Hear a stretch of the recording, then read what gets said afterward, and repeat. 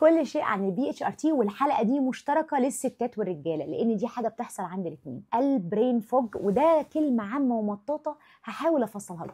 حاجه بتتغير فينا يا شباب، لازم وانا بكلم الجماعه اللي هم مينوبوز واندروبوز لازم نقول لبعض يا شباب عشان ايه نصبر بعضينا على اللي بيحصل. ايه اللي بيحصل يا شباب؟ بغض النظر بقى عن اي اعراض صحيه، في حاجه بتتغير هنا في مخك. البرين فوج زي ما قلت لك كلمه مطاطه ما بتوصفش، لكن وبتحصل مع اي حد. يعني اللي عنده ليكي جات بتحصل له، اللي ما بينامش كويس بتحصل له، اللي عنده اكتئاب او توتر وقلق بيحصل له. لكن في شويه حاجات سبيسيفيك كده للهرمونات. يعني مثلا الاستروجين ده هرمون الابداع والبوزيتيف ثينكينج والنيو ايديز. يعني ايه؟ يعني عارف لما تبقى عارفه دي للست، عارفه لما تبقي كده مخك نور وبتجيبي الفكره اللي محدش جابها وتقعدي في الميتنج كده تقولي كلمه تخلص كل الحاجات. ده كان بيحصل لك في وقت معين من السايكل بتاعتك، على فكره مش على طول. يعني قمه ابداعنا بيكون في النص الاولاني من السايكل، لانه احنا بنبقى اللي سايق هو الاستروجين. انا شخصيا يعني بفهم كويس قوي لما كان عندي نصين، الشهر كله مش زي بعضه، اني انا دلوقتي في الوقت الحلو من الشهر اللي بيجيب لي الافكار الحلوه، واللي بعرف اجيب حاجه فكره نوره. الفكره النوره هنسميها كده، الفكره النوره، تمام؟ فده الاستروجين، فما بقاش في افكار نوره. انت بقيتي بتروحي الشغل موظفه، كل الايام شبه بعضها وكل اللي انت بتعمليه انك بتزقي اليوم. البروجستيرون بنسميه ناتشورال زانكس، اللي هو انا بقيت قلقانه من غير سبب، خلقي ضيق من غير سبب، نومي بايظ من غير سبب، ما عنديش ستريس. اسال السيده الستريس العادي اللي عند كل الناس اللي انا طول عمري بستحمله، ده البروجستيرون. الذاكره المكانيه اللي هو فجاه تتلخفني في الشوارع وتتلخفن في الشوارع، ده مشترك.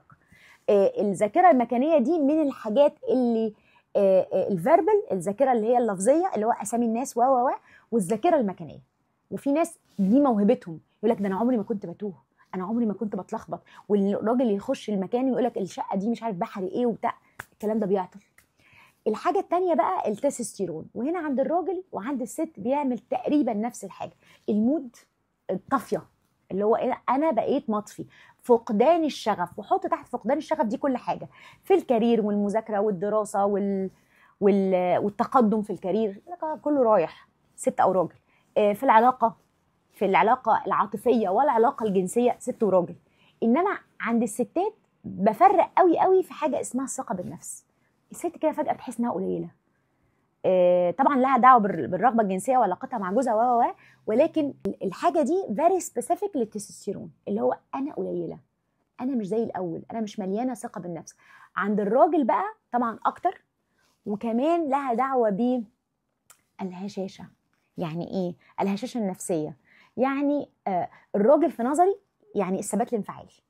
فالراجل اللي التستوستيرون بيتاثر عنده بتبقى دمعته قريبه، بيزعل بسهوله، بيتخض بسهوله، بيتوتر بسهوله. فالحلقه دي انا سميتها برين فوج للاعراض النفسيه والمعرفيه والعقليه للخبطه الهرمونات عند الستات والرجاله.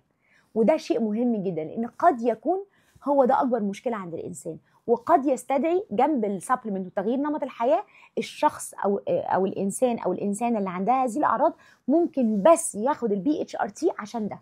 لانه انا تعبت في حياتي قوي علشان اتعلم وعشان اذاكر عشان ابقى منتج في الوقت ده، ما يجيش بقى ده يطفي ونفسيتي تنطفي والشغف يروح. امال احنا كنا بنستعد كل الايام اللي فاتت دي عشان دلوقتي احنا المفروض في قمه الكيرف بتاعنا وفي قمه الانتاج. البرين فوج ستات ورجاله، ويعطيكم العافيه.